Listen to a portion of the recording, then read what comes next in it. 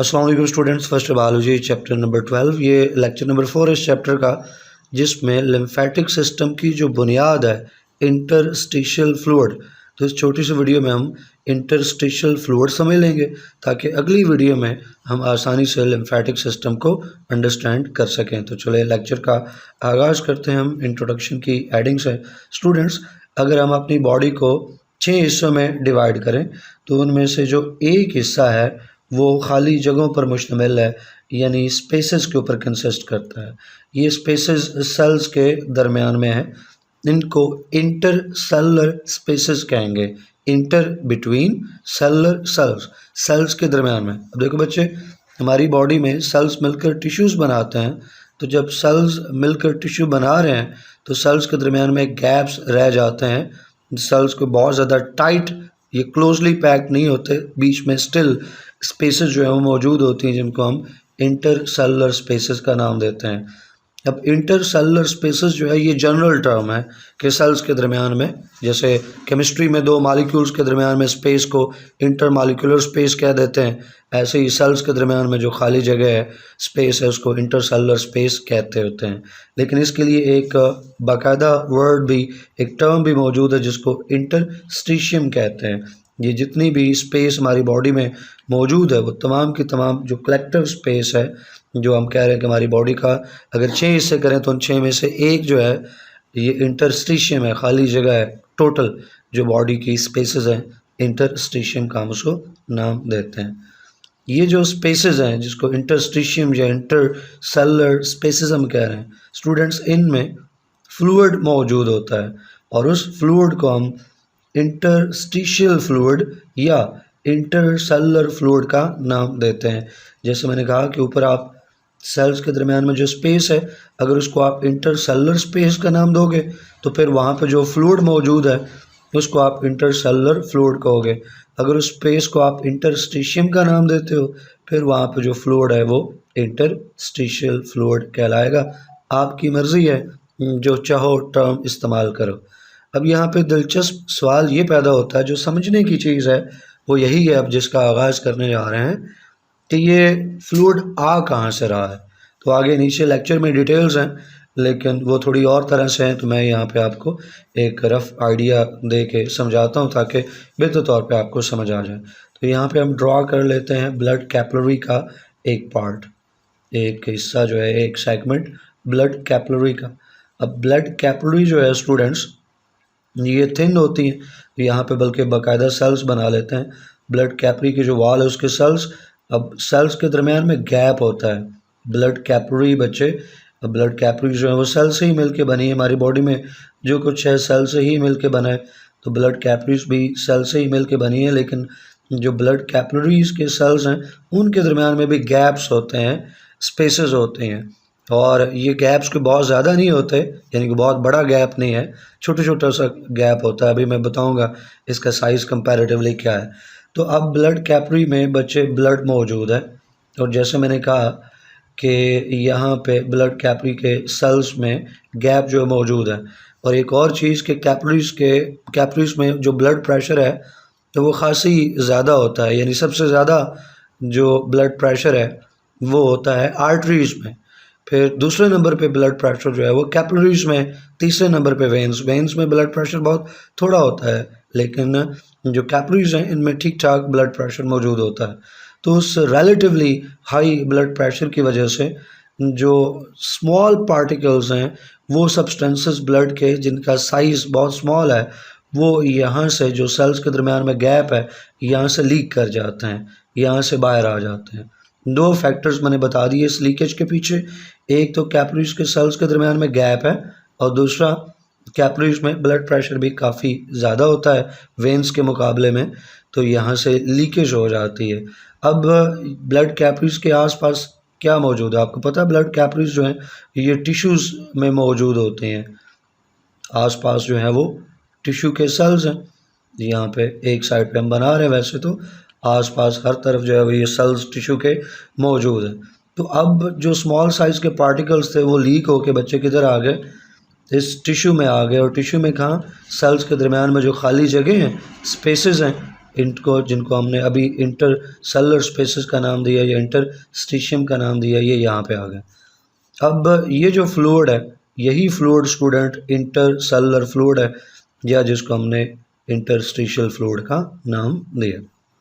वो आपको पता चल गया कि ये इंटरस्टिशियल फ्लूइड, इंटरसेलुलर फ्लूइड कहीं और से नहीं आ रहा, बल्कि ब्लड ही से ये डिराइव्ड है।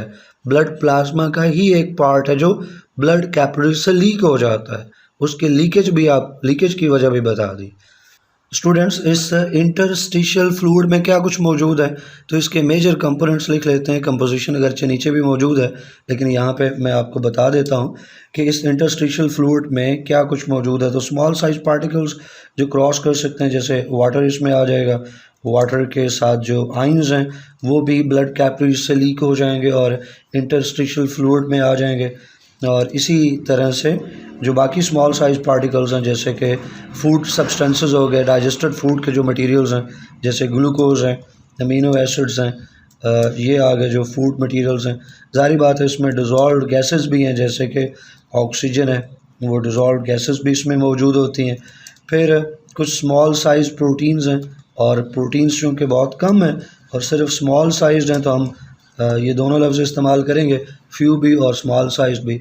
तो फ्यू स्मॉल साइज प्रोटीन्स ये भी मौजूद होती हैं इसमें। और इसके अलावा कुछ वाइट ब्लड सेल्स भी, सारे वाइट ब्लड सेल्स नहीं बल्कि कुछ वाइट ब्लड सेल्स भी मौजूद होते हैं। तो ये मेजर कंपोनेंट्स हैं इंटरस्टिशियल फ्लूइड के, यानी ये वो चीज़ें हैं जो यहाँ पे कैपिलरीज से लीक हो गई हैं। कैपिलरीज के सेल्स में जो गैप है वहाँ से ये लीक करके इन स्पेसेस में आ गई हैं, और अब हम इनको नाम दे रहे हैं इंटरस्टिशियल फ्लूइड का। तो स्टूडेंट्स, आपने कंपोजिशन भी देख ली, अब इस कंपोजिशन पे थोड़ी सी बहस कर लेते हैं। हमने ये क्यों लिखा कि फ्यू स्मॉल साइज प्रोटीन्स, उसकी वजह मैंने आपको बताई कि ये जो गैप्स हैं, जो ब्लड कैपिलरीज हैं, ब्लड कैपिलरीज के सेल्स के दरमियान में जो गैप्स हैं, ये गैप्स कोई बहुत बड़े नहीं होते, छोटे से गैप्स होते हैं, इसलिए लार्ज साइज पार्टिकल्स इनको क्रॉस नहीं कर सकते। तो प्रोटीन्स यूजुअली ब्लड में जो है वो लार्ज साइज हैं, तो वो इनको क्रॉस नहीं कर पाती। जो स्मॉल साइज प्रोटीन्स, इसलिए हमने लिखा फ्यू, यानी बहुत थोड़ी सी, और सिर्फ स्मॉल साइज प्रोटीन्स, जैसे कि आप कह लें कम्प्लीमेंट प्रोटीन्स। हमने इम्यूनिटी वाले चैप्टर में कम्प्लीमेंट प्रोटीन्स को सीखा, पूरा एक टॉपिक था। वो स्मॉल साइज हैं, वो क्रॉस कर जाती हैं। फिर रेड ब्लड सेल्स जो हैं, अगरचे रेड ब्लड सेल्स का साइज़ कोई बहुत बड़ा नहीं होता, लेकिन स्टिल रेड ब्लड सेल्स जो हैं इन गैप्स को क्रॉस नहीं कर पाते। इन गैप्स को अगर रेड ब्लड सेल क्रॉस नहीं कर पाते तो उसका मतलब है कि इंटरस्टिशियल फ्लूइड में आरबीसीज नहीं होते, इसलिए यहाँ पे हमने नहीं लिखा। अब आप कह सकते हो कि भाई अगर रेड ब्लड सेल क्रॉस नहीं कर पाते तो वाइट ब्लड सेल कैसे इनको क्रॉस कर जाते हैं। तो रीज़न के जो वाइट ब्लड सेल क्रॉस करते हैं, जैसे कि मोनोसाइट्स हो गए, तो इनमें स्क्वीज़ करने की ज़बरदस्त किस्म की एबिलिटी होती है। रिपीट कर रहा हूँ, जो वाइट ब्लड सेल इन गैप्स को क्रॉस करके लीक होके बाहर आ जाते हैं, ये वो वाइट ब्लड सेल्स हैं जो इंतहाई फ्लेक्सिबल हैं और जिनमें स्क्वीज़िंग की ज़बरदस्त किस्म की एबिलिटी मौजूद होती है। अब स्क्वीज़ क्या है, जैसे आपने किसी तंग रास्ते से गुज़रना हो तो आप अपनी बॉडी को सुकेड़ लेते हैं, आप अपने टांगों और बाजुओं को एक दूसरे के क्लोज कर लेते हैं, नैरो कर लेते हैं। बिल्ली जैसे उसने वो छोटे से पाइप्स में से भी वो अपने आप को स्क्वीज़ करती हुई अपनी टांगों और बाजुओं को जोड़ती हुई उसमें से गुजर जाती है। तो अपने आप को सुकेड़ना, नैरो डाउन करना, बॉडी पार्ट्स को क्लोज लाना, दैट इज़ स्क्वीजिंग। तो जो वाइट ब्लड सेल्स हैं, अगर वो राउंड शेप का है रफली इस तरह से, तो स्क्वीज़ होके वो लंबा सा हो जाएगा, एलोंगेटेड सा हो जाएगा। तो अब अगर वो राउंड रहे वाइट ब्लड सेल तो डेफिनेटली वो क्रॉस नहीं कर सकता, लेकिन जब वो अपने आप को स्क्वीज़ करेगा और एलोंगेट बना लेगा, एलोंगेटेड फॉर्म में आ जाएगा, तो फिर वो स्क्वीज़ करता हुआ इन पोर से क्रॉस कर जाता होता है। तो ये वजह है कि कुछ वाइट ब्लड सेल्स यहाँ से ब्लड कैपिलरी से निकल के इंटरस्टिशियल फ्लूइड में आ जाते हैं। स्टूडेंट्स, जो अभी आपको साइड पे समझाया यही कुछ आगे नोट्स में और बुक में मौजूद है, तो क्विकली उसका एक रिव्यू ले लेते हैं ताकि जो कुछ समझे उसकी रिवीजन भी हो जाए और साथ ही हम नोट्स को भी रिव्यू कर लें।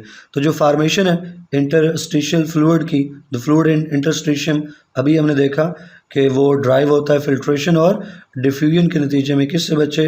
जो ब्लड कैपिलरीज हैं उनमें मौजूद जो ब्लड है उसी से डिराइव्ड है क्या, इंटरस्टिशियल फ्लूइड। और फिर इसकी कंपोजिशन अभी ऊपर हमने डिस्कस की, तो अब हमें समझना आसान हो जाएगा कि इंटरस्टिशियल फ्लूइड के अंदर तकरीबन वही कंपोनेंट्स मौजूद हैं जो कि ब्लड प्लाज्मा में होते हैं, सिवाय एक चीज़ के, एक्सेप्ट फॉर कौन सा जी, much lower concentration of proteins. ऊपर हमने लिखा ना कि बहुत थोड़ी सी प्रोटीन्स होती हैं, फ्यू स्मॉल प्रोटीन्स, तो यही चीज़ यहाँ नीचे भी मौजूद है कि ब्लड प्लाज्मा में और इंटरस्टिशियल फ्लूइड में एक बुनियादी फ़र्क जो है कंपोजिशन का वो ये कि ब्लड प्लाज्मा के अंदर प्रोटीन्स काफ़ी ज़्यादा होती हैं और बड़ी बड़ी प्रोटीन्स हैं, जबकि जो इंटरस्टिशियल फ्लूइड है उसमें प्रोटीन्स की कंसंट्रेशन बहुत थोड़ी होती है। क्यों कि प्रोटीन्स जो हैं अपने लार्ज साइज़ की वजह से जो कैपिलरीज की वॉल है उनको क्रॉस नहीं कर सकती। अब इंटरस्टिशियल फ्लूइड का मकसद क्या है, ऊपर जो हमने साइड पे एक रफ अंदाज से चीज़ों को समझने की कोशिश की, तो कैपिलरी से यहाँ पे ये इंटरस्टिशियल फ्लूइड जो बन रहा है, लीकेज हो रही है, इसका मकसद क्या है? तो भाई मकसद ये है कि अब अगर आप गौर करें इसकी कंपोजिशन पे, तो वाटर आ गया, आइंस आ गए, ग्लूकोज आ गया, अमाइनो एसिड आ गया, ऑक्सीजन आ गया, ये सारी चीज़ें इस इंटरस्टिशियल फ्लूइड में मौजूद हैं। तो ये सेल्स को मिल जाएंगी क्योंकि सेल्स को वाटर चाहिए, तो ब्लड कैपिलरी से वाटर निकला, यहाँ स्पेसेस में आया, स्पेसेस से वाटर सेल्स को मिल जाएगा। ब्लड कैपिलरी से आइंस निकले, स्पेसेस में आए, और यहाँ से जो सेल्स हैं उनको, जिस सेल को जितनी आइंस की ज़रूरत होगी, जो जिस आयन की ज़रूरत होगी वो अपटेक कर लेगा, जिस सेल को जितनी ग्लूकोज की ज़रूरत होगी वो उस इंटरस्टिशियल फ्लूइड से उसको पिक कर लेगा, अमाइनो एसिड्स की जिस सेल को जितनी ज़रूरत है वो उसको अपटेक कर लेगा। इसी तरह सेल्स को ऑक्सीजन चाहिए तो इंटरस्टिशियल फ्लूइड में जो एब्जॉर्ब्ड ऑक्सीजन है वो यहाँ से ये ले लेंगे, सेल्स जो है वो उसको ले लेंगे अपनी ज़रूरियात के लिए। तो जो एक्सचेंज है ना, एक्सचेंज बिटवीन सेल्स और इंटरस्टिशियल फ्लूइड्स, वो एक्सचेंज होता है मटेरियल्स का, जिसमें अभी मैंने गिनवाए वाटर, आइंस, ग्लूकोज वगैरह। तो सेल्स ये तमाम चीज़ें इंटरस्टिशियल फ्लूइड से लेते हैं, और इंटरस्टिशियल फ्लूइड को देते क्या है, सेल से क्या निकलेगा, सेल से वेस्ट निकल कर इंटरस्टिशियल फ्लूइड में आ जाएगा। उस वेस्ट में जो है वो डिफरेंट तरह के सब्सटेंसेस हो सकते हैं, जैसे कि यूरिया हो गया, यूरिक एसिड वगैरह हो गया, कार्बन डाइऑक्साइड हो गया। इसके अलावा अगर सेल ने कोई सिक्रीशन जो है वो रिलीज़ करनी है, कोई मटेरियल जो ट्रांसपोर्ट करवाना है किसी और जगह, सेल की सिक्रीशन है, तो सेल अपनी वो सिक्रीशन भी इंटरस्टिशियल फ्लूइड में डाल देगा। तो उसके बाद क्या होगा, सेल से जो चीज़ें निकल कर इंटरस्टिशियल फ्लूइड में आ गई हैं, इंटरस्टिशियल फ्लूइड वापस से जब ब्लड कैपिलरीज में आएगा तो वो जो सेल ने वेस्ट रिमूव किया है, ये सेल ने जो सिक्रीशंस रिलीज़ की हैं, वो वेस्ट, वो सिक्रीशंस ब्लड में आ जाएंगी और ब्लड फिर उनको टारगेट तक पहुंचा देगा। जैसे जो वेस्ट मटेरियल है ब्लड उसको किडनीज तक पहुंचाता है ताकि किडनी ब्लड से उस वेस्ट को रिमूव कर सके, और इसी तरह जो सिक्रीशंस होती हैं जो सेल्स ने रिलीज़ की होती है इंटरस्टिशियल फ्लूइड में, इंटरस्टिशियल फ्लूइड वापस ब्लड कैपिलरीज में आता है या ब्लड का हिस्सा बनता है, तो वो सिक्रीशंस भी ब्लड में आ जाती हैं और अपने टारगेट तक पहुंच जाती होती हैं। तो ये इसका जनरल पर्पस है, जो फंक्शन की हेडिंग है हमारी, लेकिन यहाँ कुछ और चीज़ें भी साथ आ जाएंगी। जनरल पर्पस मैंने आपको बता दिया। तो इंटरस्टिशियल फ्लूइड जो है ये इस चीज़ को इंश्योर करता है, अलाउ करता है कि रैपिड ट्रांसपोर्ट हो सके वाटर मॉलिक्यूल्स की, इलेक्ट्रोलाइट्स। इलेक्ट्रोलाइट्स क्या बला है, तो इलेक्ट्रोलाइट्स वैसे तो आप आइंस को ही कह सकते हो, लेकिन टेक्निकली इलेक्ट्रोलाइट्स को डिफ़ाइन करें तो ये वो सब्सटेंसेस हैं जो कंडक्टर होते हैं इलेक्ट्रिसिटी के, उनको इलेक्ट्रोलाइट्स बोलते हैं। तो आइंस को आप कह सकते हैं कि वो चूँकि जब आइंस सोल्यूशन में मौजूद होंगे तो वो सोल्यूशन इलेक्ट्रोलाइट के तौर पे ही जो है वो एक्ट करेगा। तो लेकिन यहाँ पे जो इलेक्ट्रोलाइट का जो वर्ड यूज़ हुआ है वो आइंस के लिए यूज़ हुआ है, क्योंकि आइंस के लिए हम इलेक्ट्रोलाइट की जो टर्म है वो भी यूज़ करते हैं। न्यूट्रिएंट्स, ग्लूकोज वगैरह का जिक्र हुआ पर। सेलुलर एक्सक्रीटा, एक्सक्रीटा एक्सक्रीशन से है। सेलुलर एक्सक्रीटा, सेल ने जो चीज़ एक्सक्रीट की है, निकाल रखा है, तो जिसमें सिक्रीशंस भी हो सकती हैं, वेस्ट भी हो सकता है। इसके अलावा ऑक्सीजन डिजॉल्व उसकी बात की, कार्बन डाइऑक्साइड उसकी भी बात की। तो इनका एक्सचेंज, अब कुछ चीज़ें सेल जो है वो इंटरस्टिशियल फ्लूइड से ले लेता है और कुछ चीज़ें सेल्स जो है वो इंटरस्टिशियल फ्लूइड में डाल देते हैं, तो एक्सचेंज हो रहा है। तो जो मटेरियल्स हैं they are exchanged between blood and interstitial fluid, और फिर इंटरस्टिशियल फ्लूइड और बॉडी सेल्स ऐसे ही हो रहा है ना। मैं दोबारा से यहाँ पे एक फिगर बना देता हूँ। एक तरफ ब्लड है, ब्लड कैपिलरीज में, ये हो गया। फिर इंटरस्टिशियल फ्लूइड है, यहाँ पे हम इसको लिख लेते हैं, इंटरस्टिशियल फ्लूइड हो गया। और साथ में एक और चीज़ है, इस तरफ हम उसको लिख लेते हैं सेल्स या टिश्यूज़ भी आप लिख सकते हो। अब इनको हाईलाइट कर लेते हैं और जो बात मैं समझाना चाहता हूँ वो आपको समझा देता हूँ, जो नीचे लाइन में लिखा हुआ है। ये तीन चीज़ें। अब देखो ब्लड से क्या बन गया है, इंटरस्टिशियल फ्लूइड, ये आ गया। अब इंटरस्टिशियल फ्लूइड में मटेरियल्स आ गए, ब्लड से मटेरियल्स इंटरस्टिशियल फ्लूइड में, तो फिर इंटरस्टिशियल फ्लूइड से मटेरियल्स किधर आ गए, सेल्स में। तो इसका मतलब है कि दो जगहों पे एक्सचेंज हो रही है। एक एक्सचेंज हो रही है यहाँ पे ब्लड और इंटरस्टिशियल फ्लूइड्स के दरमियान में, और फिर दूसरी एक्सचेंज हो रही है इंटरस्टिशियल फ्लूइड और सेल्स के दरमियान में। तो ब्लड से कुछ चीज़ें इंटरस्टिशियल फ्लूइड और इंटरस्टिशियल फ्लूइड से सेल्स में। इस तरह वापसी पे सेल से कुछ चीज़ें रिलीज़ की जाएंगी इंटरस्टिशियल फ्लूइड में, और इंटरस्टिशियल फ्लूइड से वो चीज़ें फिर ब्लड में जो है वो दाखिल हो जाती हैं। तो इस तरह दो लेवल्स के ऊपर जो है वो एक्सचेंज हो रहा है मटेरियल्स का, between blood and interstitial fluids और between interstitial fluid and body cells, ये टिश्यूज़ का आप नाम दे लो। तो अब आपको समझ आ गई तमाम चीज़ों की। तो आप कह सकते हैं कि ब्लड में से जो चीज़ें चाहिए हैं बॉडी सेल्स को वो मिल जाएंगी, और इसी तरह बॉडी सेल्स ने जो चीज़ें ब्लड में पहुंचानी है वो भी इंटरस्टिशियल फ्लूइड की मदद से ब्लड में जो है वो दाखिल करवा दी जाएंगी। यानी ऊपर वाली एक्सचेंज वाली लाइन की ये एक एक्सटेंडेड बात थी, एक एक्सटेंडेड सेंटेंस था कि सेल्स को जो कुछ चाहिए है ब्लड से वो डायरेक्ट नहीं मिलेगा, ब्लड से वो पहले आएगा इंटरस्टिशियल फ्लूइड और वहाँ से फिर सेल्स में। इस तरह सेल्स ने जो कुछ ब्लड में भेजना है डायरेक्ट नहीं जाएगा, पहले इंटरस्टिशियल फ्लूइड और फिर इंटरस्टिशियल फ्लूइड से वो चीज़ दाखिल होगी ब्लड में। तो आई होप कि ये आपको आइडिया हो गया कि इंटरस्टिशियल फ्लूइड जो है क्या चीज़ है, कैसे बन रहा है, क्यों बन रहा है, ये सब कुछ आपको कंसेप्ट जो है वो क्लियर हो चुका होगा। स्टूडेंट्स, इंटरस्टिशियल फ्लूइड से मुताल्लिक आखिरी बात करके लेक्चर को एंड कर रहे हैं, और ये आखिरी बात जो लिम्फेटिक सिस्टम है उसको समझने के लिए इंतहाई ज़रूरी है। अभी जो शुरू में हमने फिगर बनाया था उसको इस्तेमाल करते हैं।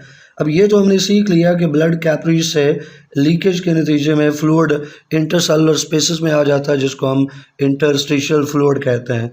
अब अगला सवाल पैदा होता है कि ये वापस कैसे जाएगा, इंटरस्टिशियल फ्लूइड जो है इसने वापस भी तो जाना है ब्लड कैपिलरीज में, तो ये वापस कैसे जाएगा। उसके लिए दो तरीके हैं। एक तरीका है स्टूडेंट्स के ये जो इंटरस्टिशियल फ्लूइड है इसकी डिफ्यूजन हो जाती है, चीज़ें खुद से ही ब्लड की तरफ जो है वो जिनकी कंसंट्रेशन इधर ज़्यादा हो, जैसे कि कार्बन डाइऑक्साइड है, तो कार्बन डाइऑक्साइड की कंसंट्रेशन इंटरस्टिशियल फ्लूइड में ज़्यादा है, ब्लड में कम है, तो इंटरस्टिशियल फ्लूइड से कार्बन डाइऑक्साइड डिफ्यूज़ कर जाएगी ब्लड में। तो जिन मटेरियल्स की कंसंट्रेशन इंटरस्टिशियल फ्लूइड में ज़्यादा होगी वो डिफ्यूज़ कर जाएंगी किधर, उसी जगह पे जो मौजूद ब्लड कैपिलरीज हैं उनमें। दूसरा तरीका ये है कि इसी टिश्यू में बच्चे छोटी छोटी सी स्मॉल ट्यूब्स होती हैं, इसी टिश्यू में जो टिश्यू के सेल्स हैं यहीं पे छोटी छोटी सी ट्यूब्स होती हैं जो ब्लाइंड एंडेड होती हैं, एंड्स जो उनके क्लोज होते हैं, ओपन नहीं होते हैं, ब्लाइंड एंडेड ट्यूब्स छोटी सी। यहाँ एक और सेल भी बना लेते हैं ताकि विजुअली अच्छा रहे। तो छोटी छोटी सी ट्यूब्स होती हैं टिश्यूज़ में ब्लाइंड एंडेड, तो कुछ जो फ्लूइड है वो इन ट्यूब्स में एब्जॉर्ब हो जाता है। इंटरस्टिशियल फ्लूइड का एक पार्ट जो है वो एब्जॉर्ब हो जाता है किसमें बच्चे, इन स्मॉल ट्यूब्स में जो ब्लाइंड एंडेड हैं और टिश्यूज़ में मौजूद हैं। ये जो ट्यूब्स हैं ना स्टूडेंट्स, जब इन ट्यूब्स में वो फ्लूइड आ जाता, चले यहाँ कुछ डॉट्स बना देते हैं, जब इंटरस्टिशियल फ्लूइड, रिपीट कर रहा हूँ, जब interstitial fluid in small blind ended tubes में आ जाता है, तो अब हम इस इंटरस्टिशियल फ्लूइड को एक नया नाम देते हैं। वो नया नाम है स्टूडेंट्स लिम्फ। यानी आपको पता चल गया कि लिम्फ कोई अलग से चीज़ नहीं है, इंटरस्टिशियल फ्लूइड का वो पार्ट जो टिश्यूज़ में मौजूद ब्लाइंड एंडेड स्मॉल वेसल्स में एब्जॉर्ब हो जाता है, उनमें चला जाता है, उस फ्लूइड को हम नाम देते हैं लिम्फ। और ये लिम्फ घूमता फिरता वापस से एक पॉइंट पे ब्लड का हिस्सा बन जाता है। यानी ये जो छोटी सी ब्लाइंड एंडेड वेसल्स हैं, एक ब्लाइंड एंडेड वेसल है और भी ब्लाइंड एंडेड वेसल्स होंगी, ये आपस में जुड़ती जाएंगी और अल्टीमेटली जो ये फ्लूइड है ये एक पॉइंट पर जाके वापस ब्लड में दाखिल हो जाता है। लेकिन जब तक ये इंटरस्टिशियल फ्लूइड इन वेसल्स में आ जाता है तब हम उस पार्ट को, इंटरस्टिशियल के उस पार्ट को जो इन वेसल्स में आ गया, हम उसको लिम्फ का नाम देते हैं और लिम्फ से बना हुआ जो सिस्टम है उसको लिम्फेटिक सिस्टम का नाम देते हैं। और ये जो स्मॉल वेसल्स हैं ब्लाइंड एंडेड जो इस इंटरस्टिशियल फ्लूइड को कलेक्ट कर रही हैं, इनको हम लिम्फेटिक्स कहते हैं या लिम्फेटिक वेसल्स। यहाँ पे हम वेसल का लफ्ज़ इस्तेमाल कर लेते हैं और लिख लेते हैं, या लिम्फेटिक ट्यूब्स कह दो, लिम्फेटिक वेसल्स कह दो, या खाली आप लिम्फेटिक्स का वर्ड इस्तेमाल कर सकते हो। तो ये स्टूडेंट्स हो गए हमारी उन ट्यूब्स का नेम। तो अब आपको पता चल गया कि लिम्फ क्या चीज़ है। तो बड़ी आसानी से जो अगला लेक्चर होगा जिसमें हमने लिम्फेटिक सिस्टम उसके कंपोनेंट्स को समझना है, अब आपको उसका आइडिया हो गया होगा और उसको समझना आसान हो जाएगा। तो इंशाल्लाह नेक्स्ट वीडियो में लिम्फेटिक सिस्टम उसके कंपोनेंट्स को पढ़ेंगे। टिल देन अल्लाह हाफिज़।